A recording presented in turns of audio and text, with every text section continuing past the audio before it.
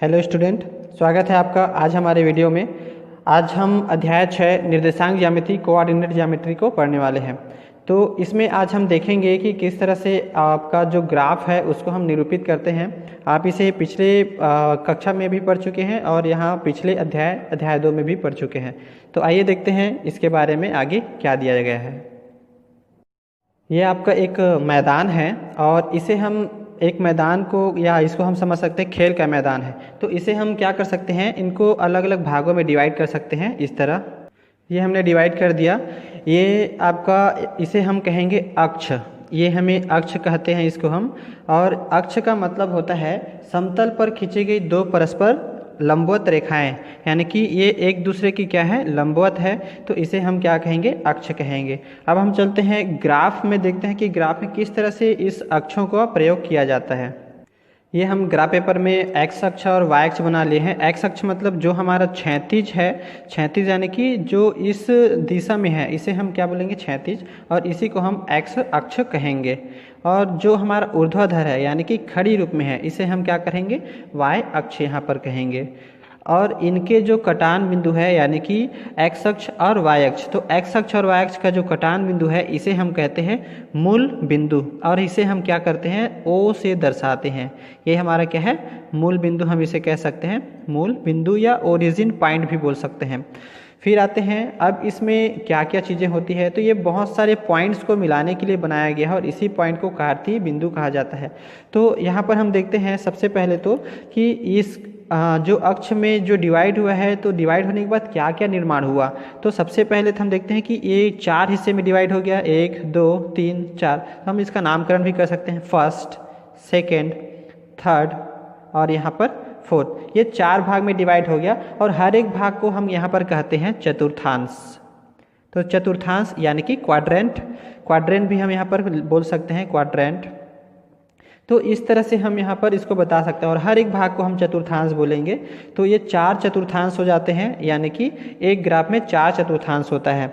अब यहाँ पर चलते हैं कि आगे और क्या होता है। तो भाई एक्स अक्ष, ये तो हमारा एक्स अक्ष है, साथ ही साथ हम यहाँ पर धनात्मक और ऋणात्मक भी यहाँ पर होता है। तो धनात्मक हमारा क्या होगा, इधर का जो हमारा एक्स अक्ष है वो धनात्मक होता है और हमारा जो उल्टे साइड में होता है वो हमारा क्या होता है, ऋणात्मक होता है। यानी कि ये भी एक्स अक्ष ही है, पर यहाँ इधर क्या है, मूल बिंदु के इस साइड यानी कि बाएं साइड जो है ऋणात्मक होगा और दाएं साइड धनात्मक। उसी तरह वाई अक्ष में भी ऊपर की ओर आपका क्या होगा, धनात्मक होगा और नीचे की ओर हमारा क्या होगा, ऋणात्मक होगा। तो इस प्रकार की हम इसको अक्षों को डिवाइड करते हैं। तो 4 भाग में डिवाइड हो गया है और 2 धनात्मक और ऋणात्मक में डिवाइड हो गया है।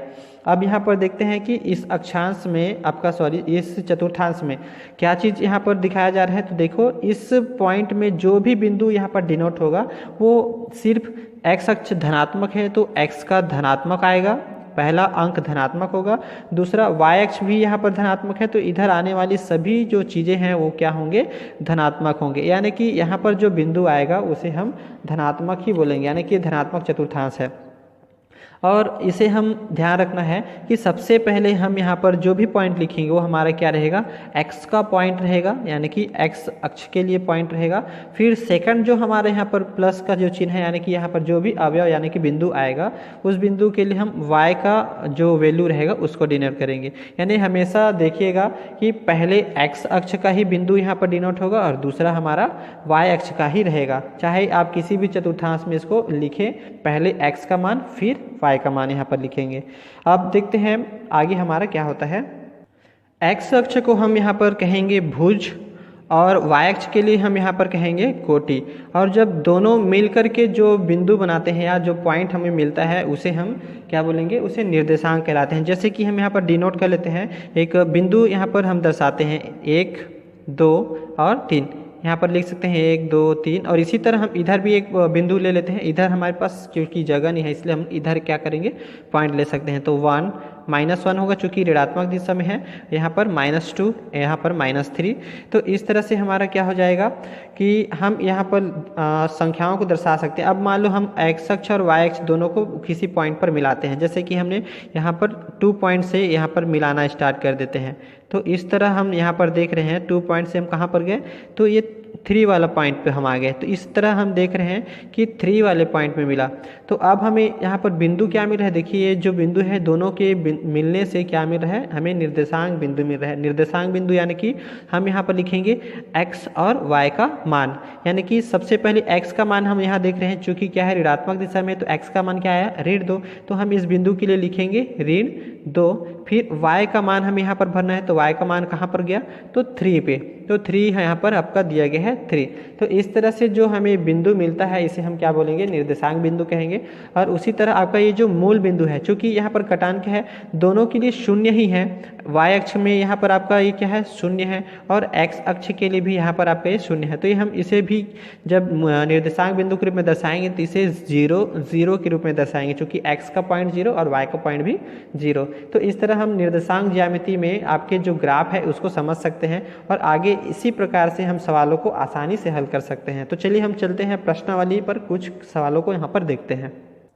प्रश्नावली 1, पहला प्रश्न दिया गया है, नीचे कुछ बिंदुओं के निर्देशांक दिए गए हैं, उन्हें निर्देशांक समतल पर प्रदर्शित कर बताइए कि बिंदु किस चतुर्थांश में है। तो सबसे पहला हम यहाँ पर ले लेते हैं, पहला जो हमारा दिया गया है प्रश्न 3 और 4, बिंदु 3 और 4 के लिए हम ग्राफ में किस तरह से उसको दर्शाएंगे, और यहाँ पर हमें क्या बताना है कि किस चतुर्थांश में ये बिंदु दिया गया है। तो चलिए देखते हैं। तो ये हमने ग्राफ पेपर में x अक्ष और y अक्ष ले लिया है, और हमें दर्शाना है बिंदु, हम यहाँ पर लिख लेते हैं बिंदु 3 और 4। तो 3 और 4 को हम यहाँ पर कैसे प्रदर्शित करेंगे, तो सबसे पहले हम यहाँ पर चूँकि बिंदुओं को दर्शा लेते हैं, तो यहाँ पर हमें हो जाएगा 1 2 3 4 5 6 इस तरह। फिर यहाँ भी सेम दूरियों में जो हमारा मुख्य लाइन है उसी पे हमें नंबरिंग करना है, 1 2 3 फिर 4। इधर हम लोग क्या कर सकते हैं, ऋणात्मक में लिख सकते हैं, क्योंकि हमें यहाँ पर जो बिंदु दिया गया है वो धनात्मक के हैं, तो हम इधर अभी लिखने की हमें आवश्यकता नहीं है। तो ये हमारा क्या है, 0 यानी कि मूल बिंदु है। अब यहाँ पर देखिए सबसे पहला पॉइंट हमें क्या दिया है, 3 दिया है, और 3 जो है हमारा किसका बिंदु है, तो x अक्ष का बिंदु है। चूँकि पहले हमें x ही लिखा जाता है तो पहले x का बिंदु आएगा। तो यहाँ देखिए 0 से देखेंगे 3 तक हम जाएंगे, तो 0 से हम कहाँ तक गए, 3 तक। अब 3 के बाद हम y अक्ष के दूसरा जो पॉइंट हमारा दिया गया है वो हमारा क्या है, 4, जो कि y अक्ष का मान है। तो हम 3 में आने के बाद 4 तक ऊपर चलेंगे, तो इसी लाइन पे हम क्या करेंगे, 4 तक ऊपर जाएंगे इस तरह से। तो ये इस पॉइंट को हम यहाँ पर दर्शा सकते हैं 4 बिंदु तक। ये देखिए 4 में हम पहुँचने के बाद इधर आ गए, तो दोनों का जो x अक्ष का जो बिंदु है और y अक्ष का बिंदु है कहाँ पर मिल रहा है, तो बिंदु 3 और 4 पर मिल रहा है। तो यहाँ पर हम बता सकते हैं कि बिंदु 3 और 4 ये जो x और y का मान है तो किस चतुर्थांश में है। चूँकि ये धनात्मक, पूर्ण रूप से धनात्मक है, तो हम बता सकते हैं कि ये प्रथम चतुर्थांश होगा। तो इस प्रकार हम इनको आसानी से बता सकते हैं। इसी तरह हम दूसरे पॉइंट को भी दर्शा सकते हैं। दूसरा पॉइंट हमारा दिया गया है, बिंदु हम यहाँ पर बता रहे हैं कि ऋण 5, यहाँ लिख लेते हैं हम, ऋण 5 और 6। इस दूसरा जो क्वेश्चन है फर्स्ट का वो यहाँ पर दिया गया है, तो इसको हम किस तरह दर्शाएंगे। तो यहाँ पर हमारा ऋणात्मक x अक्ष है, चूँकि पहला हमारा x का मान है तो हम 5 तक यहाँ पर अपना नंबरिंग कर लेते हैं, -1 -2 -3 -4 एंड -5, और यहाँ पर -6। इसी तरह 6 अंक है, तो हम यहाँ देखिए y अक्ष का मान है तो 6 यहाँ पर आपका दिया गया धनात्मक, इसलिए हम धनात्मक वाले में 6 अंक तक देखेंगे। तो 4 के बाद यहाँ पर हमारा क्या हो जाएगा, 5। इसे हम आगे बढ़ा रहे हैं, तो आगे बढ़ाने से 5 के बाद ये हमारा क्या हो जाएगा, 6 हो जाएगा। तो इस तरह से हम यहाँ पर 6 पॉइंट्स को डिनोट कर सकते हैं। अब चलिए हम यहाँ पर देखते हैं कि इन बिंदुओं को हम कैसे दर्शाएंगे। तो पहले हम ऋण 5 यानी कि x का मान, तो 0 से हम ऋणात्मक की ओर चलेंगे और ऋण 5 तक चलेंगे।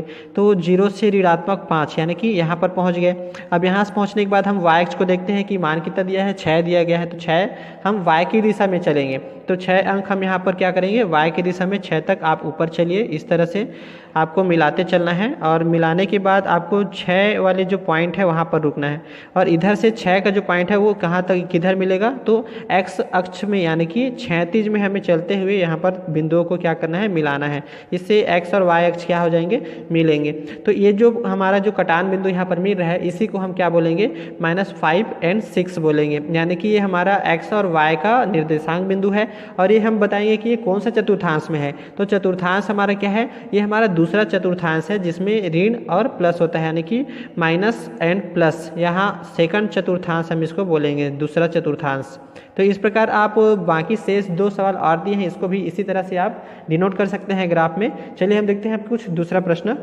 क्वेश्चन नंबर 2, निम्नलिखित बिंदुओं के निर्देशांक के आधार पर बताइए कि किस बिंदु किस अक्ष पर स्थित है। यहाँ पर भी आपके 4 क्वेश्चन दिए गए हैं। फर्स्ट क्वेश्चन आपको दिया गया है 0 to 5, तो हम उसी ग्राफ में देखते हैं 0 to 5 आपका क्या क्या पूछा गया है। तो हमें बताना है बिंदु किस अक्ष पर स्थित है। तो देखिए सभी में एक आपका जो बिंदु है वो क्या है, 0 है। तो ये बिल्कुल किसी न किसी एक अक्ष पर स्थित होगा, क्योंकि ये ऊपर नहीं जा सकते हैं या फिर दूसरे अक्ष में नहीं जाएंगे, क्योंकि एक मान आपका 0 है। तो देखिए हम पहला ले लेते हैं 0 to 5 यानी कि 0 और 5। तो देखिए ये हमारा पिछला ग्राफ है जो हम अभी बना रहे थे, और 0 to 5 हम यहाँ पर देख रहे हैं। तो 0 यानी कि यहाँ पर लिख सकते हैं हम 0 और 5। अब ये 0 जो 5 है, ये पहला हमारा मान वैल्यू जो दिया है x का वैल्यू है, तो x हम कहाँ पर जाएंगे 0, तो 0 चूंकि यहीं पर ही है तो यहीं पर रहेगा। फिर y का जो वैल्यू है वो 5 है, तो हम क्या करेंगे 5 तक ऊपर चलेंगे, यानी कि ये हमारा क्या हो जाएगा, इस तरह हम कहाँ पर पहुँच गए 5 तक ऊपर पहुँच गए। तो ये बिंदु हमारा क्या है, ये जो दिया गया निर्देशांक बिंदु है यानी कि 0 to 5, तो यहाँ पर हम पहुँच गए ये बिंदु। अब हम बताएंगे कि ये कौन से अक्ष पर स्थित है। तो देखिए आपका कौन से अक्ष पर स्थित है, तो y अक्ष पर आपका स्थित है। इस तरह हम आसानी से कोई भी अक्षों को बता सकते हैं। क्वेश्चन नंबर 3, रिक्त स्थानों की पूर्ति कीजिए। तो ये आपका बहुत ही आसान है, पिछला हम जितना भी पढ़े हैं उसी में से ही आपको यहाँ पर भरना है। फर्स्ट हमारा दिए गए हैं बिंदु P यानी कि -4 एंड -7। ये जो निर्देशांक बिंदु आपका दिया गया है वो कौन से चतुर्थांश में स्थित है। तो बहुत ही आसान है भाई, माइनस एंड माइनस कौन से में आता है, तो हमारा तीसरा जो चतुर्थांश है उसमें आता है। तो हम ग्राफ जो पिछला हम पढ़े हैं उसमें आप वापस जाकर देख सकते हैं, ये आपका क्या है तृतीय चतुर्थांश में। तो हम यहाँ पर बता सकते हैं ये किस में आएगा, आपका थर्ड चतुर्थांश में आएगा। इसी तरह आप यहाँ पर x अक्ष पर स्थित किसी बिंदु का y निर्देशांक क्या होता है ये आप बता सकते हैं। तो अभी हमने जस्ट पिछले सवाल में देखा है क्वेश्चन नंबर 2 में फर्स्ट वाला, इसमें x अक्ष पर स्थित आपका y निर्देशांक आपका क्या रहेगा 0 रहेगा, क्योंकि इसमें आपका दूसरा जो निर्देशांक 1 का मान आपका 0 है और तभी हम एक ही अक्ष पर चल पाएंगे। यहाँ पर हमने देखा है कि एक वैल्यू आपका क्या है 0 है, तभी यहाँ पर हम बता पाते हैं कि एक आपका x अक्ष है या y अक्ष में है। तो इसी तरह यहाँ पर भी क्या होगा, y का निर्देशांक 0 होगा क्योंकि x अक्ष पर स्थित है। इसी तरह आप अन्य प्रश्नों को भी बिल्कुल देखकर बना सकते हैं, ग्राफ का स्टडी कर सकते हैं बहुत ही आसानी से। तो इस तरह आप सभी सवालों को बना करके ज़रूर प्रैक्टिस करें और ये बहुत ही आसान है। धन्यवाद।